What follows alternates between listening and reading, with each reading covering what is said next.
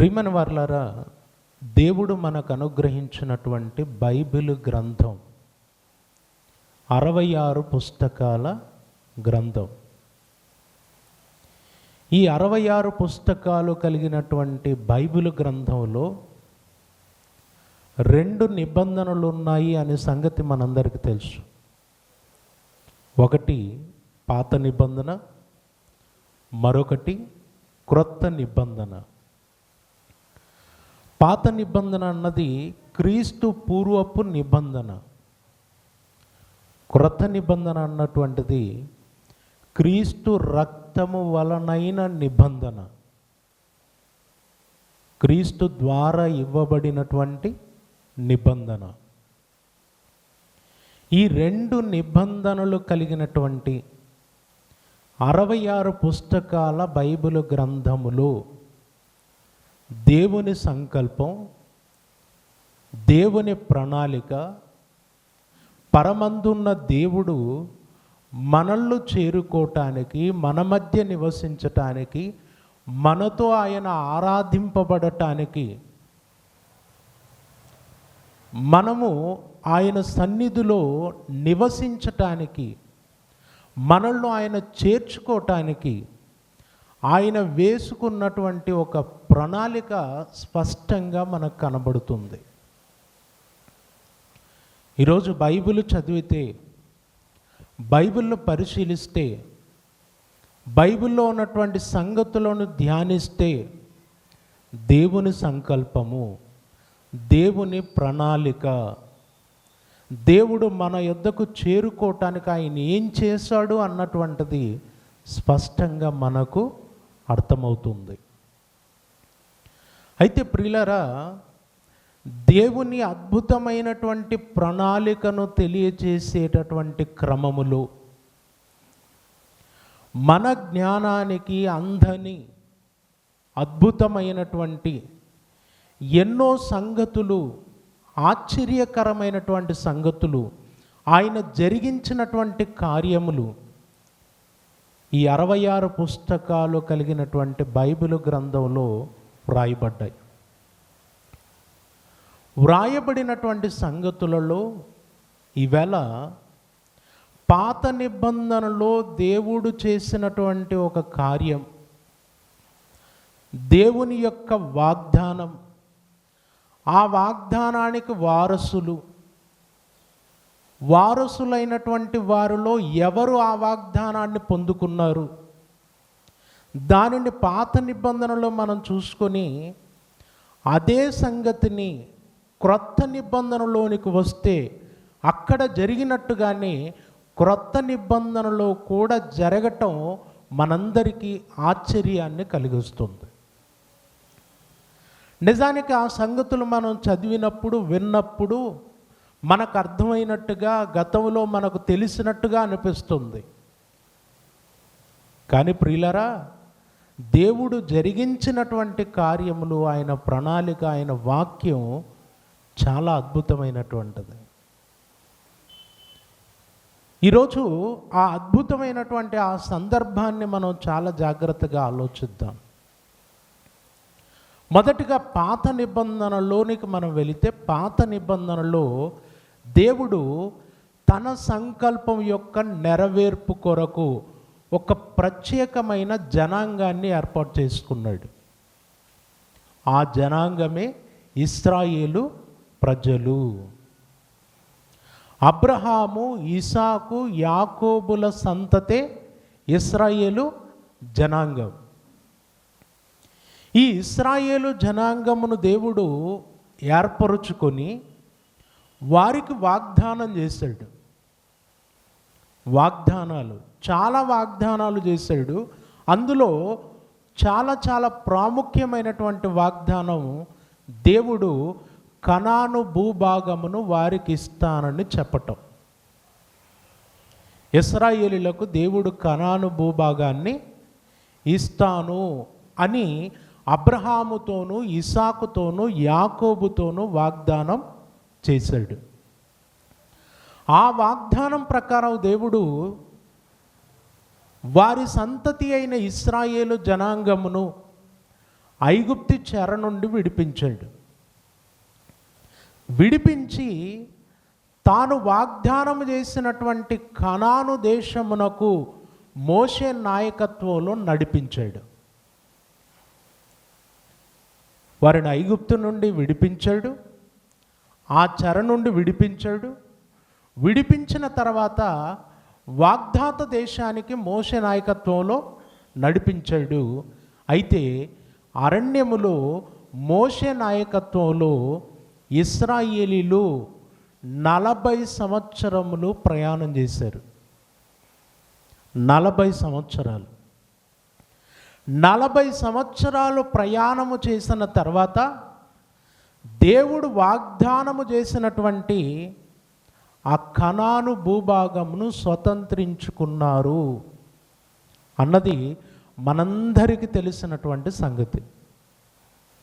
దేవుడు వాగ్దానం చేశాడు, వాగ్దానము చేసిన దాన్ని నెరవేర్చాడు. దేవుడు చేసిన వాగ్దానం ప్రకారం ఇశ్రాయేలీలకు కనాను భూభాగమును ఇచ్చాడు. ఇశ్రాయేలీలు కనానును స్వతంత్రించుకున్నారు, అందులో ప్రవేశించారు. ఇది మనందరికీ తెలుసు. అయితే ప్రియులారా, ప్రయాణములో జరిగినటువంటి ఒక సంఘటన, ప్రయాణములో జరిగినటువంటిది పాత నిబంధనలో ఏది జరిగిందో క్రొత్త నిబంధనలో అదే జరిగింది. పాత నిబంధనలో జరిగినటువంటి దానిని మనం అర్థం చేసుకోగలిగితేనే క్రొత్త నిబంధనలో ఆయా సందర్భాలలో వాడబడినటువంటి పదాలు, కొన్ని మాటలు మనకు అర్థమవుతాయి. ఈరోజు చాలామంది చాలా సందర్భాలలో అపోస్తుల కార్యములోని ఒక మాటను ప్రస్తావిస్తూ ఉంటారు. అపోస్తుల కార్యముల్లో పెంతెకోస్తు పండుగ వచ్చింది. ఆ పండుగలో ఆకాశము క్రింద ఉండు భక్తిగల యూదులందరూ ఎక్కడికి వచ్చారు? యెరూషలేముకు వచ్చారు. అప్పుడు పేతురు అపోస్తులు కలిసి పరిశుద్ధాత్మను పొందుకొని అక్కడ యేసుక్రీస్తును గూర్చినటువంటి సువార్త ప్రకటించారు. సువార్తను ప్రకటించిన తర్వాత అక్కడ సువార్త విన్నటువంటి వారిలో కొంతమంది అపోస్తులను అడిగారు. ఏమని అడిగారండి? అయ్యలారా, మేమేమి చేతుము అని అడిగారు. మేమేమి చేతుము అన్నప్పుడు అక్కడ పేతురు గారు అలాగే అపోస్తులు వారితో చెప్పినటువంటి మాట ఏంటి? అపోస్తుల కార్యములు 2వ అధ్యాయము 38వ వచనం. పేతురు, మీరు మారు మనస్సు పొంది పాపక్షమాపణ నిమిత్తము ప్రతివాడు యేసుక్రీస్తు నామమున బాప్తిస్మము పొందుడి, అప్పుడు మీరు పరిశుద్ధాత్మను వరము పొందుదురు అని అంటూ 40వ వచనంలో ఏమన్నాడు? ఇంకను అనేక విధములైన మాటలతో సాక్ష్యమిచ్చి, అయ్యలారా మేమేమి చేతుము అని అడిగినందుకు, ఇదిగో మీరు మారు మనసు పొందండి, యేసుక్రీస్తును నమ్మండి, బాప్తిసం పొందండి, అప్పుడు మీరు పరిశుద్ధాత్మ వరము పొందుతారు అని చెప్పాడు. చెప్పి ఇంకను అనేక విధములైన మాటలతో సాక్ష్యమిచ్చి, మీరు మూర్ఖులకు ఈ తరము వారికి వేరై రక్షణ పొందుడని వారిని హెచ్చరించెను. మూర్ఖులకు ఈ తరము వారికి, మూర్ఖులకు ఈ తరము అన్నాడు. అంటే పేతురు గారు అపోస్తులు మాట్లాడుతున్నటువంటి ఆ సందర్భంలో అప్పుడున్నటువంటి తరములో అందరూ కూడా ఎలా ఉన్నారట? ఏమై ఉన్నారట? మూర్ఖులై ఉన్నారు. మూర్ఖులకు తరము అన్నాడు. ఎందుకు మూర్ఖులైన తరం అన్నాడు? మూర్ఖులకు ఈ తరమని ఎందుకు అన్నాడు? మనం చదువుతాం, ఈ సందర్భాన్ని వెంటనే దాటిపోతాం. మూర్ఖులకు ఆ తరం అనుకుంటాం, అంతే. అప్పుడున్న వాళ్ళు మూర్ఖులు అనుకుంటాం, దాటి వెళ్ళిపోతాం. తర్వాత ప్రభువు కూడా ఒకానొక సందర్భంలో ఒక మాటను ప్రస్తావించాడు. అది కూడా చూద్దాం. మత్తయి సువార్త 16వ అధ్యాయము 4వ వచనం. వ్యభిచారులైన చెడ్డ తరము వారు సూచక క్రియను అడుగుచున్నారు అన్నాడు. వ్యభిచారులైన చెడ్డ తరము, మూర్ఖులగు ఈ తరము. అంటే యేసుక్రీస్తుల వారి కాలములో, అపోస్తుల కాలములో ఉన్నటువంటి తరం ఎలాంటిది? చెడ్డ తరం, మూర్ఖులగు తరం. ఎందుకు ఆ తరం మూర్ఖులు? ఎందుకు ఆ తరము వారు చెడ్డవారు? ఏంటి అసలు? ఎందుకలా ప్రభు మాట్లాడవలసి వచ్చింది? ఎందుకు పేతురు గారు అలా మాట్లాడవలసి వచ్చింది? ఆ తరం వారు నిజంగా మూర్ఖులా? ఆ తరము వారు నిజంగా చెడ్డ తరమా? ఇది తెలియాలి అంటే ముందు పాత నిబంధనలో ప్రయాణములో జరిగినటువంటి సంగతి మీకు తెలియాలి. ఎందుకంటే మొదటే నేను చెప్పాను, పాత నిబంధనలో ఏది జరిగిందో క్రొత్త నిబంధనలో కూడా అదే జరిగింది. పాత క్రొత్త నిబంధనలో ఉన్నది దేవుని సంకల్పం, దేవుని ప్రణాళిక. అయితే దేవుని ప్రణాళికలో దేవుడు మొదట జరిగించినటువంటి దానిని మరలా జరిగించాడు. ముందు జరిగినటువంటి దానినే మరలా జరిగించాడు. కనుక ఇప్పుడు క్రొత్త నిబంధనలో ప్రస్తావించబడినటువంటి మూర్ఖులగు తరం, చెడ్డ తరం, వ్యభిచారులైన ఈ తరం, అసలు ఆ తరమును గురించి మీకు అర్థం కావాలంటే పాత నిబంధనకి వెళ్ళిపోవాలి. పాత నిబంధనలో ఆలోచించాలి. పాత నిబంధనలో ఆలోచిస్తే ఇదివరకు నేను చెప్పాను, దేవుడు వాగ్దానం చేశాడు కనాను దేశమును గూర్చి. ఆ కనాను దేశమునకు వారు వెళ్ళటానికి ఐగుప్తి చెర నుండి విడిపించబడ్డారు. ఐగుప్తి చెర నుండి విడిపించబడి అరణ్యములో ప్రయాణం ఎంతకాలం? అరణ్యములో ప్రయాణం 40 సంవత్సరాలు. 40 సంవత్సరాల తర్వాత దేవుడు వాగ్దానము చేసినటువంటి కనాను భూభాగమును స్వతంత్రించుకున్నారు. ఇది పాత నిబంధనలో మనకు తెలిసినటువంటి సందర్భం. ఇప్పుడు క్రొత్త నిబంధనలోని కూడా మనం వస్తే, క్రొత్త నిబంధనలో యేసుక్రీస్తుల వారు బాప్తిసం పొందింది ఎప్పుడు? ఆయన పరిచర్య ప్రారంభించింది ఎప్పుడు? 30వ ఏట. ఆయన పరిచర్య ప్రారంభించింది 30వ ఏట. లూకాసు వార్తలో మనకు రాయబడిన సందర్భం తెలుసు. 30వ ఏట బాప్తిసం పొంది పరిచర్య ప్రారంభించాడు. అంటే తన ప్రజలను రక్షించటానికి ఆయన వచ్చి వారి రక్షణ కొరకు ఆయన పని ప్రారంభించాడు, రక్షణ కార్యం ప్రారంభించాడు, వారిని విమోచించటం ప్రారంభించాడు. ఇక్కడ గమనించాల్సినటువంటి ఒక సంగతి ఏంటంటే, ఒకప్పుడు పాత నిబంధనలో మోషే ఇశ్రాయేలీయుల యొద్దకు పంపబడినప్పుడు ఇశ్రాయేలీయులు చెరలో ఉన్నారా? చెరలో ఉన్నారా? ఉన్నారు. ఏ చెరలో ఉన్నారు? ఐగుప్తి చెరలో ఉన్నారు. ఐగుప్తి చెరలో ఉన్నారు. ఐగుప్తి చెరలో ఉన్నటువంటి వారిని విడిపించటానికి దేవుడు ఎవరిని పంపాడు? మోషేను పంపాడు. ఇప్పుడు మోషే వంటి ప్రవక్తయగు యేసుక్రీస్తు వచ్చాడు. మోషే చెప్పాడు కదా, నా వంటి ఒక ప్రవక్తను దేవుడు మీ కొరకు మీ సహోదరులలో పుట్టిస్తాడు అని చెప్పాడు. ఇప్పుడు మోషే వంటి ప్రవక్తయగు యేసుక్రీస్తు వచ్చాడు. ఆయన వచ్చే నాటికి ఏ చెరలో ఉన్నారు ఆయన ప్రజలు? రోమా చెర అనేరు మీరు, ఐగుప్తి చెర అనుకునేరు కాదు. ఆయన వచ్చే నాటికి ధర్మశాస్త్రపు చెర, పాపపు చెరలో ఉన్నారు. ఆ పాపము నుండి విడిపించటానికి ఆయన వచ్చాడు. ఆ చెర నుండి విడిపించి వారిని దేవుడు పాత నిబంధనలో వాగ్దానం చేశాడు. ఏంటో తెలుసా? కనాను దేశం గురించి కాదు, అది కనాను దేశం గురించి పాతది, అది మొదటి వాగ్దానం. అది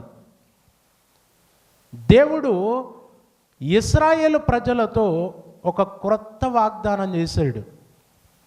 ఏంటి ఆ వాగ్దానం అంటే, నేను క్రొత్త ఆకాశమును క్రొత్త భూమిని సృజించబోచున్నాను అన్నాడు.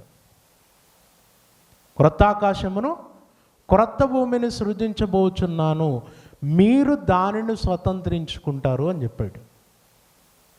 ఇప్పుడు మీరు బాగా ఆలోచించండి. మోషే ఐగుప్తు నుండి విడిపించాడు. మోషే ఇశ్రాయేలీయులను ఎక్కడికి తీసుకెళ్ళాలి? దేవుడు వాగ్దానము చేసినటువంటి కనాను దేశానికి తీసుకెళ్ళాలి. క్రొత్త నిబంధనలో యేసుక్రీస్తు వచ్చాడు. అదే ప్రజలను పాపమును చెర నుండి విడిపించాలి. వారిని ఎక్కడికి తీసుకెళ్ళాలి? ఎక్కడికి తీసుకెళ్ళాలి? క్రొత్త ఆకాశము, క్రొత్త భూమి, నూతన సృష్టి, దానిని స్వతంత్రించుకోవటానికి తీసుకెళ్ళాలి. అంటే దాన్ని స్వతంత్రించుకోవటానికి తీసుకెళ్ళాలి. ప్రతి దానికి వాక్యాధారం ఉంది. అవి చూపించామంటే మనం అలసిపోతాం. చాలా రెఫరెన్సులు ఉన్నాయి. నేను ఇక్కడ ఉన్నటువంటి కొంతమందిని బట్టి వాళ్లకు కంప్లీట్గా వాక్యాధారాలతో చూపిస్తూ వెళితే అర్థం కాదు కనుక మీకు ఒక స్టోరీ లాగా నేను చెప్పుకుంటూ వెళ్తున్నాను. తర్వాత ఖచ్చితంగా ఆ రెఫరెన్స్ కావాలి అన్నప్పుడు, దానికి సంబంధించినటువంటి విషయం కావాలన్నప్పుడు నేను పరిపూర్ణంగా మీకు ఇస్తాను. అయితే మీరు ఇప్పుడు ఎలా వింటారు? అమ్మ పడుకోకపోతే కథ చెప్తా చూడండి, ఆ కథ ఎంత జాగ్రత్తగా వింటాం మనసు పెట్టి. ఇప్పుడు అలా వినండి, ఎందుకంటే నేను మీకు చాలా మటుకు కథ చెప్పినట్టుగానే చెప్తాను. రెఫరెన్సులు చాలా తక్కువగా ఉంటాయి నా ప్రసంగంలో. ఎందుకంటే రెఫరెన్స్ తీసామనుకోండి మీ మైండ్ ఎటో వెళ్ళిపోద్ది. మళ్ళీ చదువుతూ మీరు చదివించిన రెఫరెన్స్ కాకుండా మళ్ళీ కిందికి వెళ్ళిపోతారు. కొంతమంది కిందికి వెళ్ళిపోయి మనల్లో వదిలేస్తారు, ప్రసంగం వదిలేస్తారు. అందుకే నేను ఎక్కువసార్లు బైబిల్లో ఉన్నటువంటి రెఫరెన్సులు చూపించకుండా ఆ రెఫరెన్సులకు సంబంధించిన విషయాన్ని జనరల్గా మాట్లాడుతుంటాను. కాబట్టి ఇప్పుడు నేను చెప్పే ప్రతిదానికి వాక్యాధారం ఉంది, అది మీరు గుర్తుపెట్టుకోండి. ఇప్పుడు యేసుక్రీస్తుల వారు ఆయన నూతన సృష్టిలోనికి, దేవుడు వాగ్దానము చేసినటువంటి క్రొత్త ఆకాశం క్రొత్త భూమిని స్వతంత్రించుకోవటానికి తన ప్రజలను ఆయన పరిశుద్ధపరిచి తీసుకెళ్ళటానికి వచ్చాడు. అంటే ఇప్పుడు పాత నిబంధనలో జరిగిందే ఎక్కడ జరుగుతుంది? మళ్ళీ క్రొత్త నిబంధనలో జరుగుతుంది. ఇప్పుడు ఇంకా మీకు స్పష్టంగా అర్థం కావటానికి, పాత నిబంధనలో ఇజ్రాయేలీలు 40 సంవత్సరాలు అరణ్య ప్రయాణం చేసి కనాను భూభాగాన్ని స్వతంత్రించుకోవటం మనం చూస్తాం. క్రొత్త నిబంధనలో యేసుక్రీస్తుల వారు 30వ ఏట పరిచర్య ప్రారంభించాడు. 30వ ఏట పరిచర్య ప్రారంభించాడు. యెరూషలేము నాశనం జరిగింది. ఎప్పుడు జరిగింది? అది ఎప్పుడు జరిగింది? క్రీస్తు శకం 70లో జరిగింది. మీరు చరిత్రలో మీరు చూడండి, నెట్లో మీరు చూడండి. క్రీస్తు శకం 70లో యెరూషలేము నాశనం జరిగింది. యేసుక్రీస్తుల వారు 30వ ఏట బాప్తిసం పొందారు. యెరూషలేము నాశనం 70లో జరిగింది. మధ్యలో ఎంతకాలం ఉంది? ఎంత? 40 సంవత్సరాలు. అప్పుడు 40 సంవత్సరాలు అరణ్య ప్రయాణము చేసి దేవుడు వాగ్దానం చేసిన కనాను స్వతంత్రించుకున్నారు. క్రొత్త నిబంధనలో 40 సంవత్సరాలు అనేక మంది క్రీస్తు నొద్దకు సమకూర్చబడి నూతన సృష్టిని స్వతంత్రించుకున్నారు. యెరూషలేము నాశనం అంటే మొదటి ఆకాశం మొదటి భూమి నాశనం. పాతది దేవుడు వాగ్దానం చేసి తన ప్రజలకు ఇచ్చినటువంటి ఆ వాగ్దాన భూమి నాశనమైంది. యెరూషలేము నాశనం అంటే అది. వారు యెరూషలేము నాశనమైన తర్వాత సంఘముగా, దేవుని రాజ్యముగా, నూతన సృష్టిగా వారు ఒక క్రొత్త ఆకాశమును, క్రొత్త భూమిని స్వతంత్రించుకున్నారు. అది జరిగింది. ఇది 2 నిబంధనలను మనం ముందు పెట్టుకొని జాగ్రత్తగా పరిశీలిస్తే స్పష్టంగా మీకు అర్థమైపోద్ది. అయితే ఇప్పుడు తరమును గూర్చినటువంటి ప్రస్తావన వచ్చింది మనకు. క్రొత్త నిబంధనలో మనం ఏం చదువుకున్నాం? మూర్ఖులకు ఈ తరం, తర్వాత వ్యభిచారులైన చెడ్డ తరం, తర్వాత వ్యభిచారులైన చెడ్డ తరం కాకుండా ఇంకొక మాట అన్నాడు. మరొక మాట ఏంటంటే ఈ తరము ఇవన్నీ జరుగు వరకు ఈ తరము గతింపదు అన్నాడు. అంటే ఈ తరము గతించిపోయేది అని మత్తయి సువార్త 24వ అధ్యాయంలో ప్రస్తావించాడు. దాని దగ్గరికి వెళ్ళాలంటే కొంచెం టైం పడుతుంది. ముందు ఇవి అర్థం చేసుకునే ప్రయత్నం చేద్దాం. ఇప్పుడు మూర్ఖులకు ఈ తరం, వ్యభిచారులైన చెడ్డ తరం, వీటిని అర్థం చేసుకోవటానికి పాత నిబంధనలోనికి మనం వెళితే, పాత నిబంధనలో మీరు జాగ్రత్తగా ఆలోచించండి. కనాను దేశాన్ని స్వతంత్రించుకోవటానికి ఇశ్రాయేలీయులు ఐగుప్తు నుండి బయలుదేరారు. మొత్తం జనాభా ఇంచుమించు అందరిని కలిపితే ఇంచుమించు 20 లక్షల మంది ప్రజలు అని అంచనా. 20 లక్షల మంది ప్రజలు. అయితే ప్రియులారా, కేవలం 20 ఏండ్లు మొదలుకొని పైప్రాయము కలిగి సేనగా బయలుదేరగలిగే వారిని లెక్కించటం జరిగింది. అలా లెక్కింపబడిన వారు ఎంతమంది? 6,03,580 మంది. ఎంతమంది? 6,03,580 మంది. ఐగుప్తు నుండి బయలుదేరినప్పుడు వారు సీనాయి అరణ్యములో, సీనాయి పర్వతం యొద్ద లెక్కించబడినటువంటి లెక్క ఇది. ఇప్పుడు వారు బయలుదేరారు, ప్రయాణం కొనసాగుతుంది. సీనాయి పర్వతం దగ్గర ధర్మశాస్త్రం ఇవ్వబడింది. ధర్మశాస్త్రాన్ని తీసుకొని ప్రయాణం చేస్తూ పారాను అరణ్యమునకు వెళ్ళారు.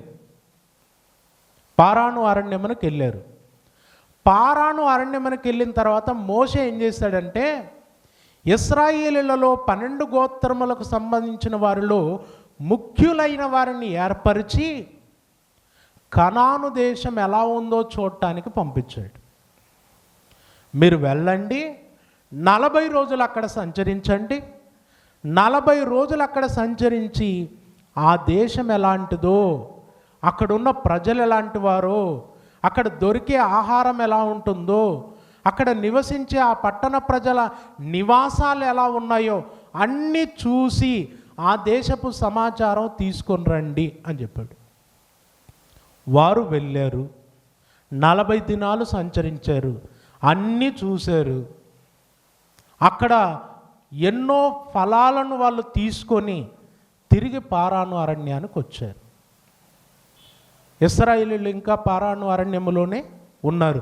సమాచారం తెలిసేంత వరకు ప్రయాణం సాగించలే, అక్కడే ఉన్నారు ప్రజలు.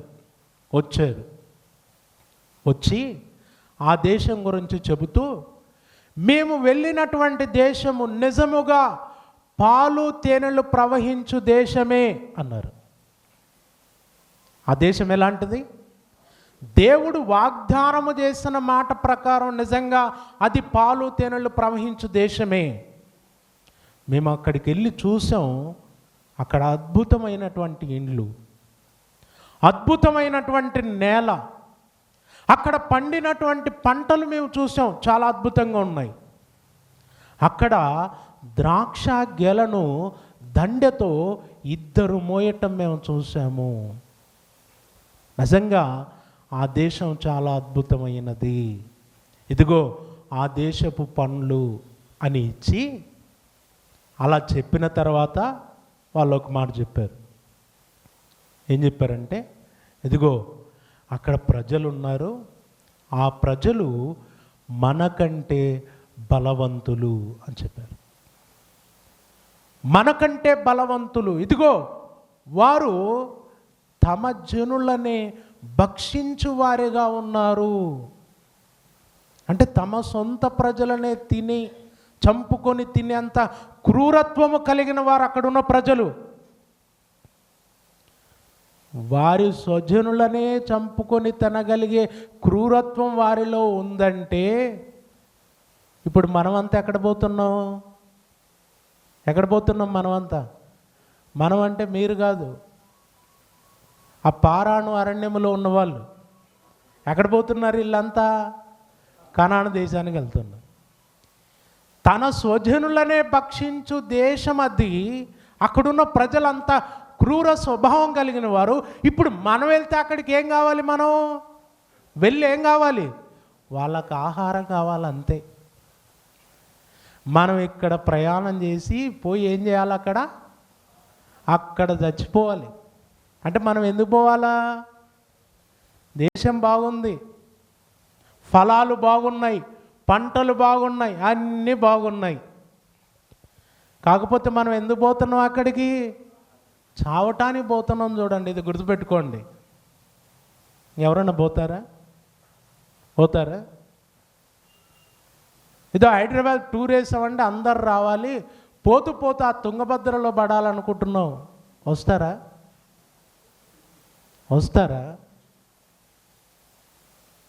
ఆల్రెడీ వర్షాలు ఎక్కువై నీళ్ళు కూడా బాగా ఉన్నాయి. పడితే ఒక్కడు బ్రతకడు. బాగా గుర్తుపెట్టుకోండి. రెడీగా అండి అన్నాం అనుకోండి. ఏం చెప్తున్నావు అన్న? మామూలుగా ఆదివారం సంఘానికి వచ్చి కూర్చోవాలంటేనే ఇబ్బంది. పోయి బస్సులో ప్రయాణం చేసి ఆ తుంగభద్రలో పడాలంటే వస్తాం మేము. ఇప్పుడు ఈ ప్రజలకు ఎలా చెప్తున్నారు? దేశం బాగుంది, అన్ని బాగున్నాయి, కాకపోతే అక్కడ ఉన్న వాళ్ళు ఎలాంటి వాళ్ళు? పోతే చంపడమే, ఇంకేం లెక్కలేదు. అందరూ సాయంకాలం కాగానే ఎవరి గుడారం దగ్గర వాళ్ళు కూర్చొని ఏడవటం మొదలుపెట్టారట. అయ్యో, మమ్మల్ని అక్కడ చంపటానికి తీసుకెళ్తున్నారా మీరు అని సనుగులు, ఏడుపులు ప్రారంభమయ్యాయి. దేవుడికి చాలా భయంకరమైనటువంటి కోపం వచ్చింది. అంతకు మునుపు ఈ ప్రజలు ఆహారము కొరకు సనిగారు, నీళ్ళ కొరకు సనిగారు, ప్రయాణంలో అలిసిపోతే సనిగారు. ఎప్పుడు కూడా దేవుడు కోపగించుకున్నాడు కానీ వెంటనే సమాధాన పడ్డాడు. కానీ ఇప్పుడు దేవుడు వాగ్దానము చేసిన దాని విషయములో వారు సందేహపడి సనుగుతున్నందుకు దేవుడికి వచ్చినటువంటి కోపం అంతా ఇంత కాదు. ప్రియులారా, ఏం జరిగిందో తెలుసా? ఐగుప్తు నుండి బయలుదేరిన వారు ఎంతమంది? ఐగుప్తు నుండి బయలుదేరిన వారు 6,03,550 మంది. ఎప్పుడైతే పారాను అరణ్యములో కూర్చొని కనాను దేశపు సమాచారమును గూర్చి ఆ సమాచారం తెచ్చిన వారిలో యెహోషువ, కాలేబు తప్ప మిగతా వారు చెడ్డ సమాచారం చెబితే ఆ చెడ్డ సమాచారాన్ని నమ్మి దేవుని మీద విశ్వాసం కోల్పోయి సనగటం ప్రారంభించారో ఆ సనిగిన వారందరూ కూడా కనాను దేశం చేరుకోలేదు. వెళ్ళారా? చేరుకున్నారా? లేదు. 6,03,550 మందిలో బ్రతికి కనాను దేశమును స్వతంత్రించుకున్నవారు ఎంతమంది? ఇద్దరే, యెహోషువ, కాలేబు. 6,03,548 మంది అరణ్యములు ఏమైపోయారు?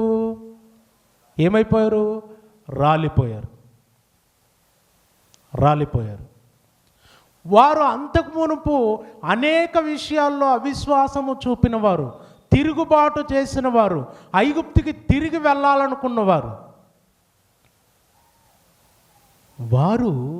వారు కనాను దేశాన్ని, దేవుడు వాగ్దానం చేసిన దేశాన్ని స్వతంత్రించుకోకుండా అరణ్యములోనే నశించిపోయారు.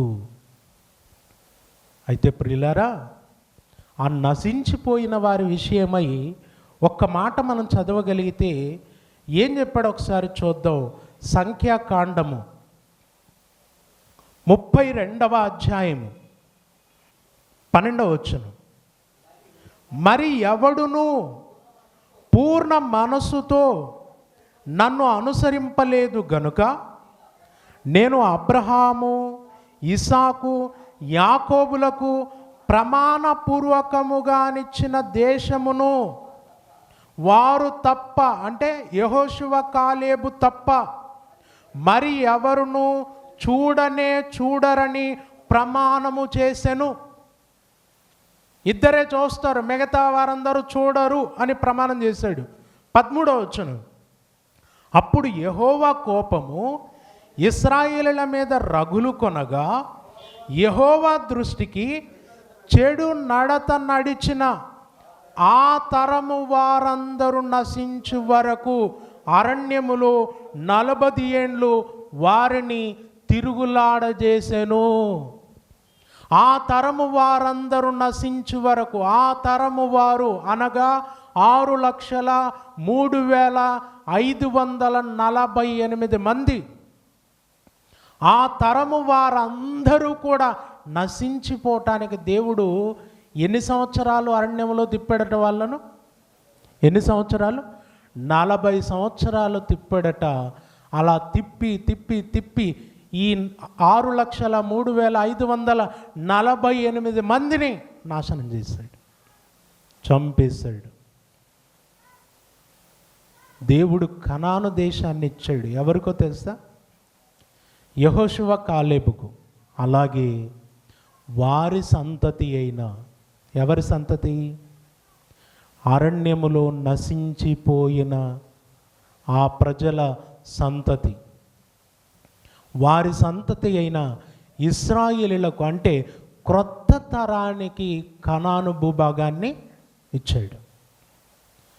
పాత తరం, ఐగుప్తు నుండి బయలుదేరిన తరం, ఆ తరం దేవుని వాగ్దానంపై అపనమ్మకం ఉంచటాన్ని బట్టి, దేవుని మీద తిరుగుబాటు చేయటాన్ని బట్టి, అవిశ్వాసం కలిగి ఉండటాన్ని బట్టి వారు ఏమైపోయారు? నాశనం అయిపోయారు.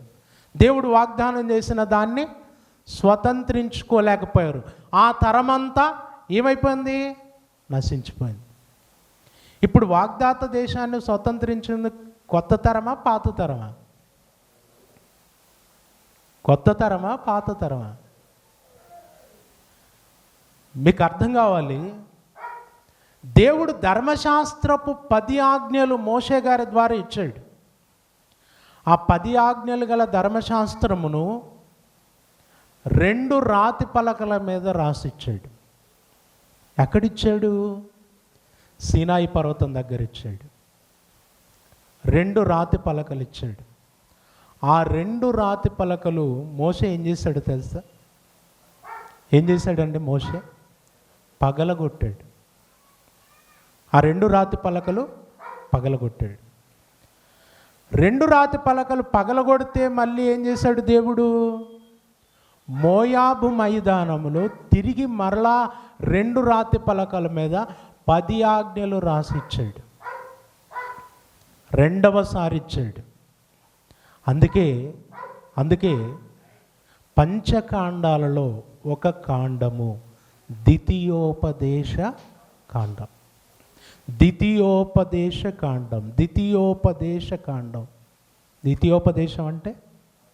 ద్వితీయోపదేశం అంటే రెండవసారి ఉపదేశం. మొదటిసారి సీనాయి పర్వతం దగ్గర జరిగింది.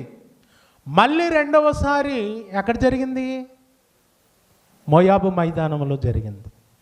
ఎందుకు మొదటిసారి ఉపదేశించినటువంటి సంగతులే మళ్ళీ రెండవసారి ఉపదేశించాడు అంటే, మొదటిసారి బోధించినప్పుడు అప్పుడున్న తరం వేరు, రెండవసారి ఉపదేశించినప్పుడు రెండవసారి ఉన్న తరం వేరు. ఆ మొదటి తరములో ఉన్నవారు ఇద్దరు. అందుకే రెండవ తరం గురించి ఒక మాట మనం చదవగలిగితే, ఇదే సంఖ్యాకాండము 26వ అధ్యాయము 63వ వచనం. యెరికో ప్రాంతమందలి యోర్దాను నొద్దనున్న మోయాబు మైదానములలో మోషేయు యాజకుడగు ఎలియాజరును ఇశ్రాయేలీల జనసంఖ్య చేసినప్పుడు లెక్కింపబడిన వారు వీరు. మోషే అహరోనులు సీనాయి అరణ్యములో ఇశ్రాయేలీల సంఖ్యను చేసినప్పుడు లెక్కింపబడిన వారిలో ఒక్కడైనను వీరిలో ఉండలేదు. అంటే మోయాబు మైదానములో లెక్కింపబడినటువంటి లెక్కలో యెహోషువ కాలేబు తప్ప మిగతా వారెవ్వరు లేరు. ఇప్పుడు రెండవసారి వచ్చినటువంటి లెక్క ఎంత? 51వ వచనం చూడండి. 51వ వచనం.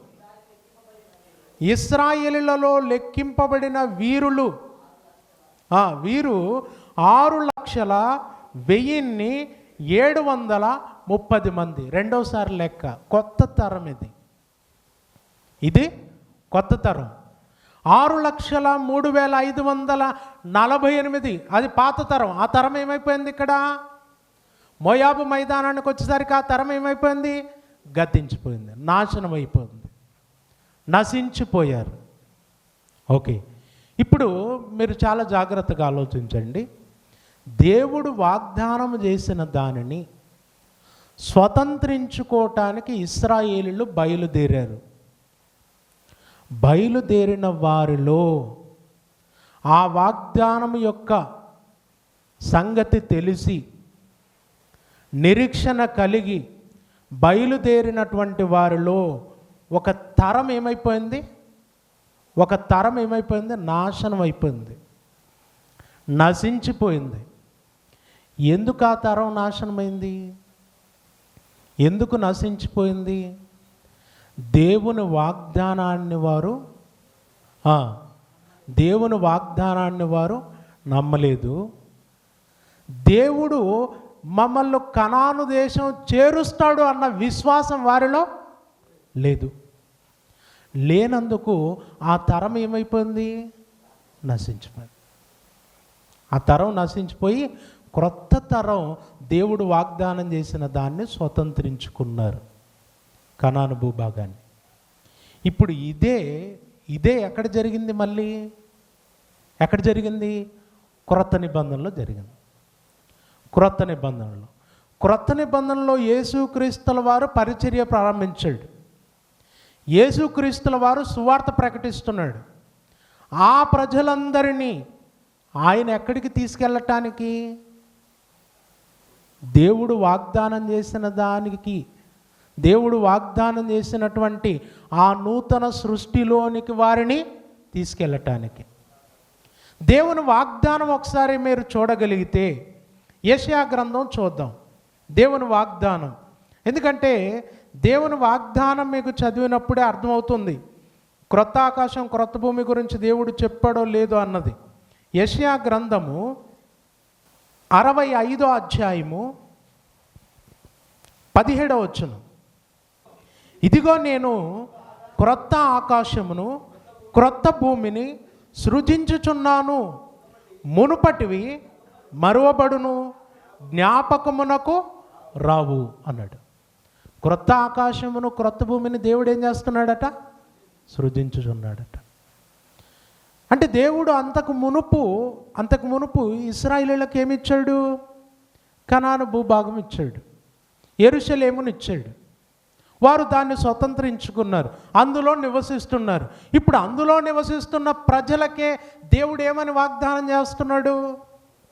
ఇదిగో నేను క్రొత్త ఆకాశమును క్రొత్త భూమిని సృజించుచున్నాను అన్నాడు. మునుపటివి మరువబడును, అవి జ్ఞాపకమునకు రావు. అంటే యెరూషలేము, కనాను భూభాగం ఇది నాశనమవుతుంది, ఇవి మరువబడతాయి అని దేవుడు ఎప్పుడు చెప్పాడు? యెషయా గ్రంథములోనే చెప్పాడు. యెరూషలేం నాశనం గురించి యేసుక్రీస్తుల వారు మత్తయి సువార్తలో ప్రస్తావించాడు, లూకాసు వార్తలో ప్రస్తావించాడు. ఎందుకు ప్రస్తావించాడు? పాత నిబంధనలో ముందే దాని నాశనం గురించి ఉంది గనక ప్రస్తావించాడు. మొదటిది అంతమైపోతుందని, మొదటిది నాశనం కాబోతుందని ప్రభు ప్రస్తావించటానికి గల కారణం లేఖనాలలో ముందే దాని నాశనం గురించి రాయబడింది. ఇప్పుడు క్రొత్త ఆకాశం క్రొత్త భూమి సృజిస్తానని దేవుడు వాగ్దానం చేస్తే, ఇప్పుడు ఆ వాగ్దానం చేసినటువంటి దానిని స్వతంత్రించుకోవటానికి, తన ప్రజలను రక్షించి నడిపించటానికి యేసుక్రీస్తుల వారు వచ్చారు. వచ్చి ఇప్పుడు ఈయన కూడా ఆ ఇశ్రాయేలు ప్రజలను, మొదటి శతాబ్దములో తన ప్రజలను ఎంతకాలం ఆ నూతన సృష్టిని స్వతంత్రించుకోవటానికి సమకూర్చాడు? ఎంతకాలం అండి? మొదటి శతాబ్దంలో సువార్త ఎప్పుడు ఆరంభమైంది? ఎప్పుడు? యేసుక్రీస్తుల వారితో 30వ సంవత్సరం. ఎప్పటి వరకు విస్తృతంగా సువార్త ప్రకటింపబడింది? యెరూషలేము నాశనం వరకు, అంటే 40 సంవత్సరాలు.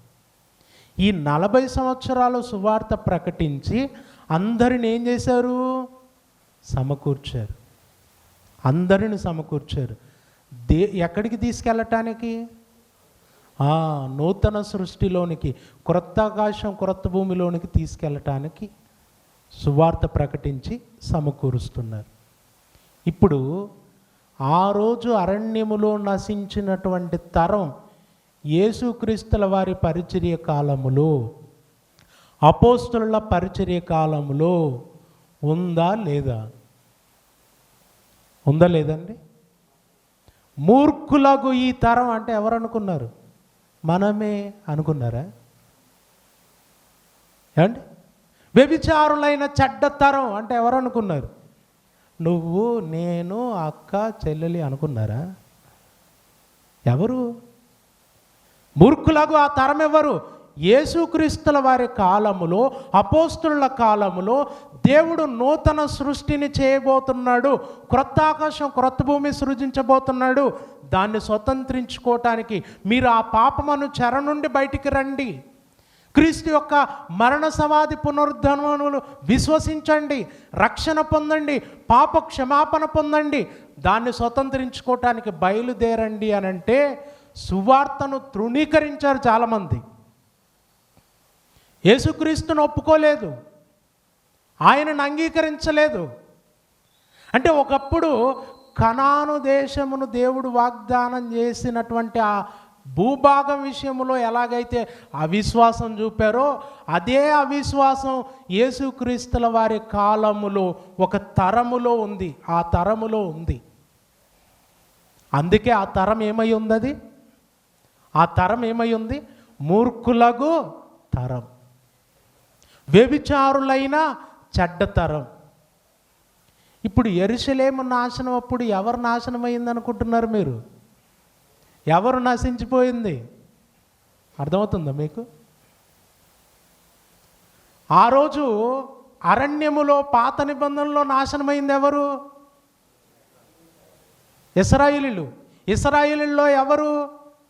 దేవుని వాగ్దానాన్ని నమ్మని వారు, కనానుకు వెళ్ళటానికి ఇష్టపడని వారు, తిరిగి మేము ఐగుప్తుకి వెళ్ళిపోతాం అనుకున్నవారు, దేవుని మీద అవిశ్వాసము చూపిన వారు నశించారు. యెరూషలేము నాశనం అప్పుడు భయంకరంగా నశించి ఆ శిక్షను అనుభవించి నిత్య నాశనానికి వెళ్ళిపోయినటువంటి వారు ఎవరో తెలుసా? క్రొత్త ఆకాశం క్రొత్త భూమిని గూర్చిన వాగ్దానాన్ని నమ్మని వారు, యేసుక్రీస్తు నొద్దకు రానివారు, యేసుక్రీస్తును రక్షకునిగా అంగీకరించని వారు, యేసుక్రీస్తునందు విశ్వాసం ఉంచక ఆయనను తృణీకరించిన వారే యెరూషలేము నాశనం అప్పుడు ఏమయ్యారు? నాశనమయ్యారు, నశించిపోయారు. అంటే పాత నిబంధనలో ఏది జరిగిందో క్రొత్త నిబంధనలో అదే జరిగింది. పాత నిబంధనలో ఒక తరం నాశనం అయిపోయింది, క్రొత్త నిబంధనలో కూడా ఒక తరం నాశనం అయిపోయింది. ఆ తరం, క్రొత్త నిబంధనలోని తరం మూర్ఖులగు తరం. పాత నిబంధనలో కూడా ఇప్పుడు ఆ తరాన్ని ఏమనాలి మనం? అది కూడా మూర్ఖులకు తరం. మూర్ఖత్వం కాదా? దేవుడు ఐగుప్తు చెర నుండి విడిపించాడు, కనానుకు నడిపిస్తున్నాడు, అరణ్యములో వారిని పోషిస్తున్నాడు. ఆ ప్రయాణంలో ఎలాంటి ఇబ్బంది వచ్చినా ఆయన వారికి సహాయం చేస్తున్నాడు. ఆ చెర నుండి విడిపింపబడినప్పుడు నమ్మకం కలగలే అండ్ ఐగుప్తులో వారికి ఆహారాన్ని ఆకాశం నుండి కురిపించినా నమ్మకం కలగలే. వారి కొరకు మాంసం పంపించినా నమ్మకం కలగలేదు. ఎన్నిసార్లు దేవుడు కృప చూపినా, ఎన్నిసార్లు ప్రేమించినా, ఎన్నిసార్లు వారికి అవసరాలు తీరుస్తూ వచ్చినా దేవుని వాగ్దానాన్ని నమ్మలేకపోయారు. దేవుడు క్రీస్తు ద్వారా క్రొత్త నిబంధనలో ఇచ్చేటటువంటి రక్షణను ఎలాగైతే క్రొత్త నిబంధనలోని వారు నమ్మలేకపోయారో, అలాగే పాత నిబంధనలోని వారు కూడా ఆ చెర నుండి విడిపింపబడి రక్షణ పొందుకోవటానికి, ఒక స్వాతంత్ర్యాన్ని పొందుకోవటానికి దేవుడు చేయబోయే దాన్ని నమ్మలేకపోయారు. ఆనాడు నమ్మని వారు నాశనమయ్యారు. క్రొత్త నిబంధనలో కూడా నమ్మని వాడేమయ్యాడు? నాశనమయ్యాడు. ఆ తరం నాశనమైంది, ఈ తరము కూడా నాశనమైంది. అందుకే హెబ్రీలకు రాసినటువంటి పత్రికలో ఒక మాట పౌలు గారు రాస్తారు. హెబ్రీలకు రాసినటువంటి పత్రిక 3వ అధ్యాయము 12వ వచనం నుండి, సహోదరులారా, జీవము గల దేవుణ్ణి విడిచిపోవునట్టి విశ్వాసము లేని దుష్ట హృదయం మీలో ఎవని యందైనను ఒకవేళ ఉండునేమో అని జాగ్రత్తగా చూచుకొనుడి. నేడు మీరు ఆయన శబ్దమును వినిన ఎడల కోపము పుట్టించినప్పటి వలె మీ హృదయములను కఠినపరచుకొనకూడని ఆయన చెప్పెను గనక, పాపం వలన కలుగు భ్రమ చేత మీలో ఎవడును కఠినపరచబడకుండునట్లు నేడు అనబడు సమయముండగానే ప్రతిదినము ఒకనికొకడు బుద్ధి చెప్పుకొనుడి.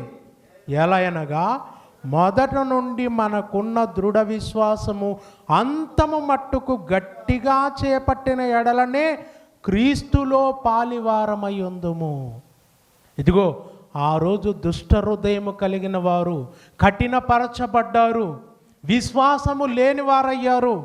మీరు జాగ్రత్త, మీ విశ్వాసం కోల్పోవద్దు. మీరు దుష్ట హృదయులు కాకండి, మీరు భ్రష్టు పట్టిపోకండి. మొదట ఉన్న విశ్వాసమును అంతము మట్టుకు గట్టిగా చేపట్టితేనే క్రీస్తులో మీరు పాలివారై ఉంటారు. ఆ క్రొత్త ఆకాశము, క్రొత్త భూమిని స్వతంత్రించుకుంటారు అని చెబుతూ క్రింద వారిని గురించినటువంటి పాఠమే క్రొత్త నిబంధనలోనికి వారికి చెబుతున్నాడు. ఇశ్రాయేలీయులను గురించిన పాఠమే 16వ వచనం.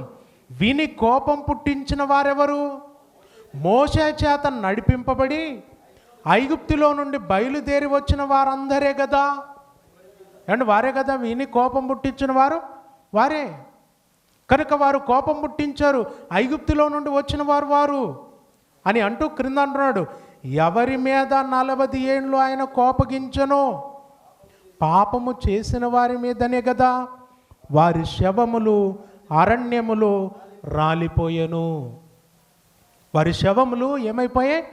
అరణ్యములో రాలిపోయి. ఎందుకంటే వారు ఎప్పుడూ అవిధేయత, ఎప్పుడు తిరుగుబాటు, ఎప్పుడు సనుగులు, ఎప్పుడు దేవుని మీద అవిశ్వాసం. అందుకే 40 ఏండ్లు దేవుడికి ఏం కలిగిందట? వారి మీద 40 ఏండ్లు ఏం కలిగిందట? కోపం. కోపపడుతూనే ఉన్నాడు. కోపపడి పడి పడి ఒక్కసారిగా ఆ తరము వారందరినీ దేవుడు ఏం చేశాడు? నాశనం చేస్తూ వచ్చాడు. ఎన్ని సంవత్సరాలు కోపడ్డాడట? 40 సంవత్సరాలు. ఇక్కడ ఒక అద్భుతమైన విషయం చెప్తాను, బాగా వినండి. అరణ్యములో 40 సంవత్సరాలు కోపపడుతూ వచ్చాడు. క్రొత్త నిబంధనలో 40 సంవత్సరాలు కృప చూపుతూ వచ్చాడు. 40 సంవత్సరాలు కృప చూపుతూ వచ్చాడు. కోపం ఉందా? దేవుడు తన ఉగ్రతను పంపటం అనేది ఉందా? 40 సంవత్సరాల అపోస్తుల పరిచర్య కాలంలో చూడండి, అపోస్తులనే కొట్టారు, అపోస్తుల మీదనే దాడి జరిగింది, సువార్త ప్రకటించి వారినే హింసించారు, ఏలన చేశారు. దేవుడు ఏమన్నా అన్నాడండి? ఆ రోజు మోషే మీద ఒక మాట సనిగారు అహరోను మిరియాము. మోషే మీద కూడా కాదండోయ్, ఎవరి మీద తెలుసా? మోషే భార్య మీద. ఎవరి మీద? మోషే భార్య మీద సనిగారు. ఏమొచ్చింది వాళ్ళకు? శాపం వచ్చిందా లేదా? ఆ రోజు అరణ్యములో దేవుడు ఎంత కఠినంగా ఉన్నాడండి. విగ్రహాన్ని చేసుకొని, దూడం చేసుకొని, ఓ ఇశ్రాయేలు వినుము, నీ ఐగుప్తు నుండి విడిపించిన నీ దేవుడు ఇదే అని తినుటకు త్రాగుటకు కూర్చుండి నెక్స్ట్ ఏం చేశారు? డీజే స్టార్ట్ చేశారు. అంటే మన స్టైల్ అన్నమాట. చేశారా? అప్పుడు మోషేతో దేవుడు చెప్పాడు, త్వరగా దిగి వెళ్ళు, నీ ప్రజలు చెడిపోయి ఉన్నారు. మోషే, నువ్వు మౌనంగా ఉండు, నేను ఒక్క దెబ్బతో వారందరినీ నాశనం చేస్తాను, నీ సంతానమునకు కనాను దేశాన్ని ఇస్తాను. ఎన్నిసార్లు కోపపడ్డాడండి దేవుడు? ఎన్నిసార్లు?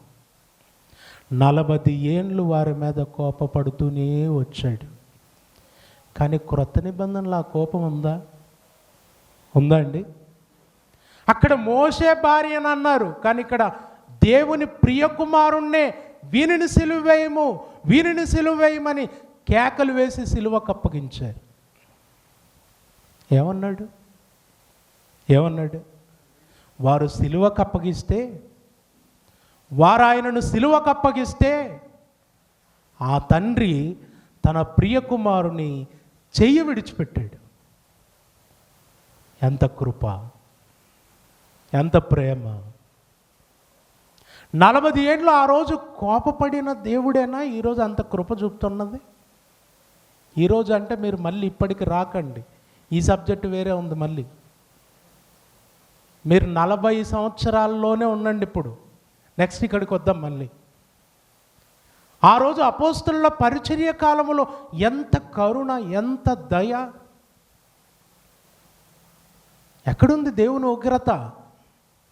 ఉందా అండి? నాశనం చేశాడు ఎవరినైనా? లేదు. ఇంకొక ఆశ్చర్యకరమైన విషయం ఏంటంటే, ఇశ్రాయేలీల్లో చాలామంది క్రీస్తు యొక్క సువార్తను అపోస్తలులు ప్రకటిస్తున్నప్పుడు అంగీకరించలే, నమ్మలే, వ్యతిరేకించారు, అపోస్తలులను హింసించారు, అవమానపరిచారు. కానీ యెరూషలేము నాశనం అప్పుడు చాలామంది ప్రభువుని నమ్ముకున్నారు.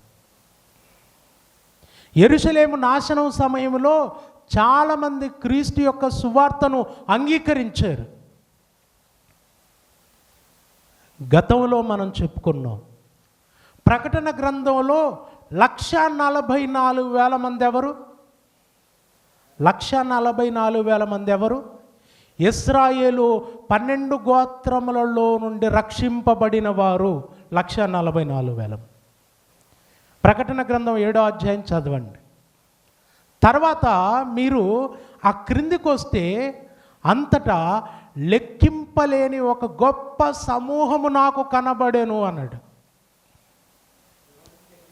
ఎవడును లెక్కింపజాలని ఒక గొప్ప సమూహము నాకు కనబడెను అన్నాడు. పైనేమో 144,000 మంది. అది లెక్క ఉందా? లెక్క ఉందా అక్కడ? ప్రతి గోత్రమునకు ఎంతమంది? 14,000 మందా? 12,000 మంది. పైన లెక్క ఉంది, క్రింద ఏమన్నాడు? లెక్కింపలేని గొప్ప సమూహం. ఎవరు ఈ లెక్కింపలేని గొప్ప సమూహం? ఎవరండి? ఎవరు? మన వాళ్ళు అన్నారు, మనమే అన్నారు. ఎవరట? మనమే. ఆ లెక్కింపలేని గొప్ప సమూహం మనమే అన్నారు. మీకు రెఫరెన్స్ చూపిస్తాను, తర్వాత దినాల్లో మళ్ళీ దీన్ని స్పష్టంగా మీకు బోధిస్తాను. ఒకసారి చూడండి, రోమీలకు రాసినటువంటి పత్రిక 11వ అధ్యాయము 25వ వచనం. సహోదరులారా, మీ దృష్టికి మీరే బుద్ధిమంతులమని అనుకొనకుండునట్లు ఈ మర్మము మీకు తెలుసుకొనగోరుచున్నాను. మర్మము, ఒక మర్మం చెప్తున్నాడట. ఏంటా మర్మం? ఏంటా మర్మం? చూడండి, అదేమనగా అన్యజనుల ప్రవేశము సంపూర్ణమగు వరకు ఇశ్రాయేలునకు కఠిన మనసు కొంత మట్టుకు కలిగెను. అండ్ మొదట సువార్త యూదులలో ప్రారంభమైంది, తెలుసు కదా. సువార్త యూదులలో ప్రారంభమైంది. యూదులలో ప్రారంభమైనటువంటి సువార్తను యూదులలో అనేక మంది అంగీకరించారు, చాలామంది వ్యతిరేకించారు, తృణీకరించారు. అప్పుడు సువార్త ఎక్కడికి వెళ్ళిపోయింది? అన్యజనుల దగ్గరికి వెళ్ళిపోయింది. ఇప్పుడు అన్యజనుల్లోనికి సువార్త వెళ్ళిపోతే ఈ అన్యజనులు వింటున్నారు, అంగీకరిస్తున్నారు. అయితే అన్యజనుల్లో అందరూ, లోకమందంతటా ఉన్న అన్యజనులు రావట్లా, ఏర్పరచబడిన వారే వస్తున్నారు. ఈ అన్యజనుల ప్రవేశం అనేటటువంటిది ఒక రోజుకు సంపూర్ణమవుతుంది, ఒకరోజు సంపూర్ణమవుతుంది. ఆ అన్యజనుల ప్రవేశం సంపూర్ణమయ్యేంత వరకు మొదట మాకు సువార్త అక్కర్లేదని కఠినమైనటువంటి ఇశ్రాయేలు జనాంగమునకు అంతవరకు, అన్యజనుల ప్రవేశం సంపూర్ణమయ్యేంత వరకు వీళ్ళకి ఏముండాలట? కఠిన మనసు ఉండాలి. ఇప్పుడు అన్యజనుల ప్రవేశం సంపూర్ణం అవుతుంది. ఎప్పుడవుతుంది? ఎప్పుడవుతుంది? యెరూషలేము నాశనానికి ముందే అవుతుంది. అయిపోయింది. కఠిన మనసు ఏమైంది? ఆ రోజు అన్యజనుల ప్రవేశం సంపూర్ణమైపోయింది. ఇప్పుడు కఠిన మనసు ఏమవుతుంది? తర్వాత వారి ప్రవేశం సంపూర్ణమైతే కఠిన మనసు ఉంటుందన్నాడా? ఉండదన్నాడా? ఉండదన్నాడు. ఇప్పుడు క్రింద చదవండి, 26వ వచనం.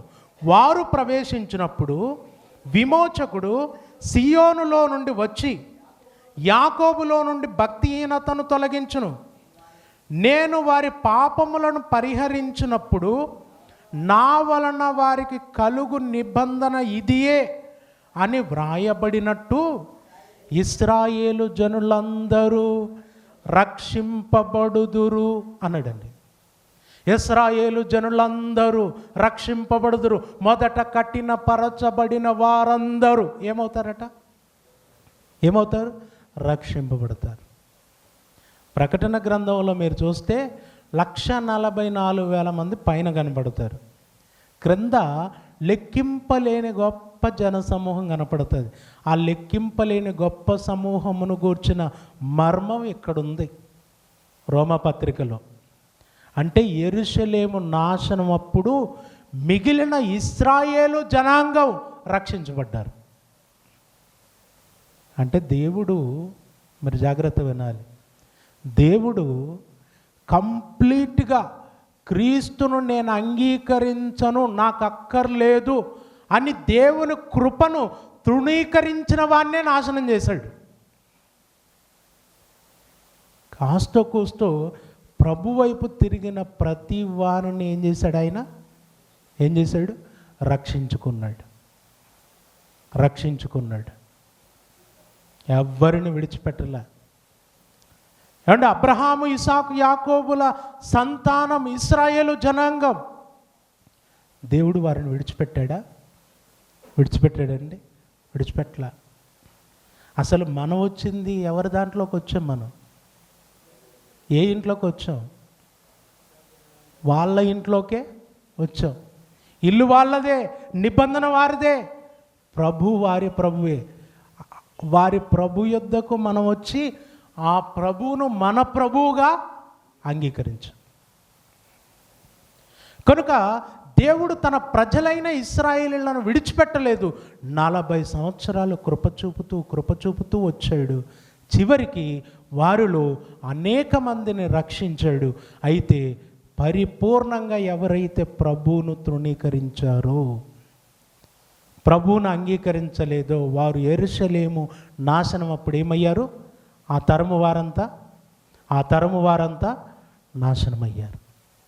ఇప్పుడు మూర్ఖులకు ఈ తరం, వ్యభిచారులైన చెడ్డ తరం ఎవరు? క్రీస్తును అంగీకరించని తరం, సువార్తను అంగీకరించని తరం, క్రొత్త ఆకాశం క్రొత్త భూమిని గూర్చిన దేవుని వాగ్దానాన్ని నమ్మక, క్రీస్తును అంగీకరించక, క్రీస్తునొద్దకు రాని తరం, ఆ తరమే మూర్ఖులగు తరం. ఆ మూర్ఖులగు తరం నశించిపోయింది, నాశనం అయిపోయింది.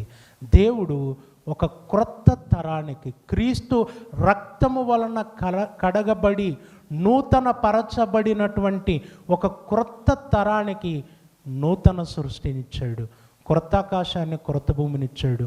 వారే సంఘముగా, రాజ్యముగా స్థిరపడ్డారు. ఇప్పుడు ఆ రాజ్యములోనికి, ఆ సంఘములోనికి క్రీస్తును విశ్వసించిన మనందరినీ చేర్చాడు. మనం వచ్చాం. మనం ఎక్కడికి వచ్చాం? మనం ఎక్కడికి వచ్చామండి? సంఘములోనికి వచ్చాం. క్రీస్తు రాజ్యములోనికి వచ్చాం. క్రీస్తు కట్టిన ఆత్మ సంబంధమైన దేవాలయములోనికి వచ్చాం. ఎందుకు వచ్చాం? ఎలా వచ్చాం? క్రీస్తును నమ్మటాన్ని బట్టి, క్రీస్తును విశ్వసించటాన్ని బట్టి. ఆ మొదటి శతాబ్దంలో అపోస్తులు ప్రకటించిన సువార్త ఈరోజు క్రీస్తు మొదటి శతాబ్దంలో స్థాపించినటువంటి ఆయన సంఘం, ఆ సంఘమును గురించిన వాక్యం 66 పుస్తకాల్లో మన మధ్య ఉంది. ఈ వాక్యాన్ని నమ్మి, ఈ బైబిల్ను నమ్మి, బైబిల్లో ఉన్న క్రీస్తు సువార్తను నమ్మి ఈరోజు మనమందరం క్రీస్తు నొద్దకు, ఆయన సంఘములోనికి, ఆయన ప్రజల యొద్దకు వచ్చాం. ఇప్పుడు క్రీస్తును నమ్మని మూర్ఖ తరం కూడా ఇప్పటికి ఉందా? ఉన్నారా? కానీ వాడు ఇది గురించి చచ్చేంత వరకు వాడు మూర్ఖుడు అంటుంటాం. కానీ ఒకవేళ చచ్చే ముందు ఏమైనా ప్రభువుని అంగీకరించాడు అనుకోండి, మూర్ఖులకు ఈ తరం వారిలో చేర్చడానికి ఉందా అండి? లేదు. అందుకే ఒక మనిషికి మన ప్రభువును గురించి మనం ఎంతవరకు ప్రకటించాలి? ఎంతవరకు ప్రకటించాలి? చచ్చేంత వరకు ప్రకటించాలి. ఎందుకంటే ఆ మొదటి శతాబ్దములో ఉన్న దేవుని కృప కంటే, ఆ రోజున్న కృప కంటే ఇంకా అధికమైన కృప ఇది. అప్పుడు 40 ఏళ్ళు ఎవరే వస్తారా పోతారా? 40 ఏళ్ళే. 40 ఏళ్లలో మీరు వస్తారా పోతారా? అప్పుడు దేవుడు అలా. మరి ఇప్పుడు ఒక మనిషి జీవితకాలం, బ్రతికినంతకాలం దేవుడు తన కృప చూపుతూ ఎదురు చూస్తూనే ఉంటాడు. ఇప్పుడు 40 ఏళ్ళ 40 ఏళ్ళు అండి. 40 ఏళ్ళు అంటే ఇంక మనం ఎప్పుడు పోయేటోళ్ళం. మన వాళ్ళల్లో చాలామంది రక్షణ పొందే భాగ్యం కూడా ఉండదు. ఇప్పుడు ఆయన కృప ఒక మనిషి జీవితకాలం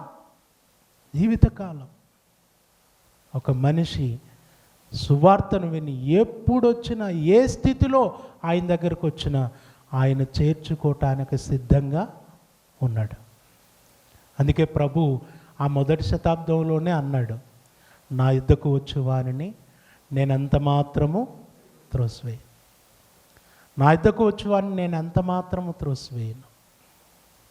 ప్రియులారా, ఈరోజు ఆయన కృప లెక్కింపలేనంత గొప్పది. ఈరోజు విశ్వసించకుండా నీవు ఉంటే, ప్రభువును అంగీకరించకుండా ఉంటే, ఆయన స్థాపించినటువంటి రాజ్యాన్ని, సంఘాన్ని నువ్వు నమ్మకపోతే, నీ అవిశ్వాసమును బట్టి, నీవు చేసిన పాపాన్ని బట్టి శిక్షగా నీ ఆత్మ నిత్య నాశనానికి వెళ్ళిపోతుంది. నువ్వు నమ్మితే, అంగీకరిస్తే, ప్రభు వైపు తిరిగితే నువ్వు రక్షించబడతావు. నువ్వు ఆయన రాజ్యంలోకి వస్తావు. నువ్వు నెమ్మది సమాధానం కలిగి ఉంటావు. దేవుని ప్రజలలో ఒకటిగా చేర్చబడి దేవుణ్ణి ఆరాధించేటటువంటి ధన్యత నీకు కలుగుతుంది. కనుక ప్రియులారా, దేవుడు పాత నిబంధన నుండి క్రొత్త నిబంధన వరకు ఆయన నెరవేర్చినటువంటి ఆ సంకల్పం అంతా కూడా ఒకనాటి ఇశ్రాయేలు విషయములో, ఇశ్రాయేలు కొరకు నెరవేర్చి తన వాగ్దానాలు పరిపూర్ణం చేసి దేవుడిప్పుడు ఆ ఇశ్రాయేలు జనాంగమును ఒక సంఘముగా సమకూర్చి ఆ సంఘము ద్వారా మన దగ్గరకు వచ్చాడు, మన మధ్యకు వచ్చాడు. అంటే మొదట ప్లాన్ ఏంటనమాట? దేవుడి ప్లాన్ ఏంటి అసలు? దేవుని ప్లాన్ ఏంటి? ఇశ్రాయేలీలు ఆయన సంకల్పంలో ఉన్నారండి, నిజమే. ఇశ్రాయేలీలు ఉన్నారు. ఇశ్రాయేలీల తర్వాత ఎవరున్నారు? ఎక్కడున్న నువ్వు నేను ఉన్నా. అంటే దేవుడు వారి ద్వారా, వారి నుండి, వారిలో నుండి మన దగ్గరికి రావాలనే ప్లాన్ అది. ఇది మీకు అర్థమైతే దేవుడు నా కొరకు ఎంత గొప్ప ప్రణాళిక రచించాడు, నా కొరకు నా యుద్ధకు దేవుడు రావటానికి దేవుడు ఎంత గొప్ప ప్రణాళిక వేసుకున్నాడు అని మీరు ఆశ్చర్యపోతూ మీ జీవితాంతం దేవుడు మీ కొరకు చేసిన దాన్ని తలుచుకుంటూ సంతోషంతో సమాధానంతో బ్రతకొచ్చు. ఏమండి? ఒక తల్లి పిల్లల కొరకు ఏం చేసిందో పిల్లలు ఆలోచించారనుకోండి, ఏమనిపిస్తుంది? ఒక తండ్రి పిల్లల కొరకు చేసింది ఆలోచించాడు అనుకోండి, ఏమనిపిస్తుంది? ఒక ప్రియుడు ప్రియురాలి కోసం ఏం చేశాడో ప్రియురాలికి తెలిస్తే ఏమనిపిస్తుంది? ఈరోజు దేవుడు నీ కొరకు ఎంత చేశాడు, ఎన్ని చేశాడు?